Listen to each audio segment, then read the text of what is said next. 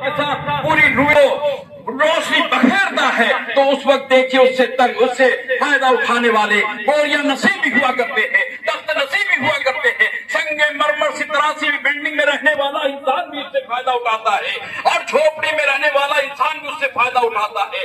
جتنے لوگ ہیں سب اس سورج سے فائدہ اٹھاتے ہیں اور سب فائدہ اٹھانے والے، اور جب وہ سورج کے جب روشنی بکھیری ہے تو اس نے یہ نہیں دیکھا ہے کہ یہ ہندوستان ہے، اس نے نہیں دیکھا یہ چین و جاپان ہے، اس نے یہ نہیں دیکھا ہے یہ ترکستان یا عربستان ہے، بلکہ سارے روئے زمین پر یکساں اس نے روشنی کو بکھیری ہے۔ المختصر، بالکل مختصر انداز میں اس بات کرتے چلے کہ جب سورج نے روشنی بکھیری ہے تو اس نے کبھی اندھے اور اکچارے کی طرف نہ دیکھا ہے کہ یہ کون دیکھنے والا ہے۔ امیر اور غریب کے درمیان اس نے فرق نہیں پیدا کیا ہے کہ یہ امیر ہے یہ غریب ہے۔ جب اس نے کبھی ہندوستان اور بنگلہ دیش کے متعلق اس نے نہیں دیکھا یہ بنگلہ دیش ہے یہ پاکستان یا ہندوستان ہے، یہ چین ہے یہ جاپان ہے، یہ ترکستان ہے یہ عربستان ہے، یہ نخلستان ہے یہ کون سا ستان ہے۔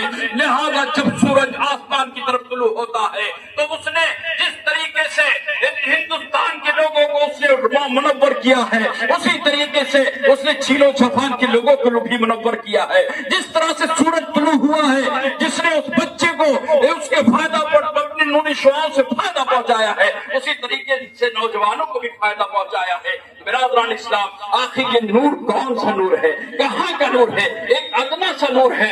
آخر اس نور کے متعلق کیا ہمارے پاس پیغام ہے؟ چنانچہ اللہ کے پیارے رسول فرماتے ہیں سب سے پہلے اللہ نے میرے نور کو پیدا کیا ہے اور میرے نور سے ساری کائنات کو پیدا کیا ہے۔ لہذا اب ہم جب اس پر غور کرتے ہیں تو یہ بات واضح ہوتی چلی جاتی ہے، یہ سورج کا نور بھی نبی کا ہی نور ہے۔ اللہ رب العزت نے فرما دیا ہے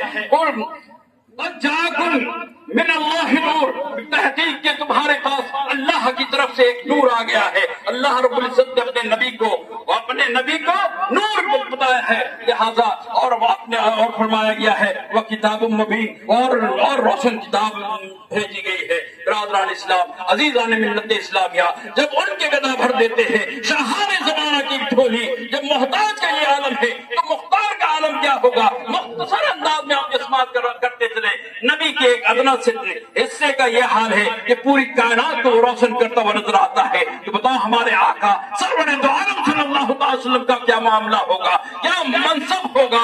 اور جب اللہ رب العزت نے خود کہہ دیا کہ میں تمہارے پاس میں نے اپنے نبی کو، ہم نے اپنے محبوب کو تمہارے لیے نور بنا کر کے بھیجا ہے۔ برادران اسلام، ایک روشن کتاب تمہارے پاس بھیجی ہے۔ برادران اسلام، عزیزان ملت اسلامیہ، جب ان کے گدا بھر دیتے ہیں شاہان زمانہ کی جھولی تو محتاج کا بھی عالم ہے تو مختار کا عالم کیا ہوگا؟ وآخر دعوانا الحمد للہ رب العالمین۔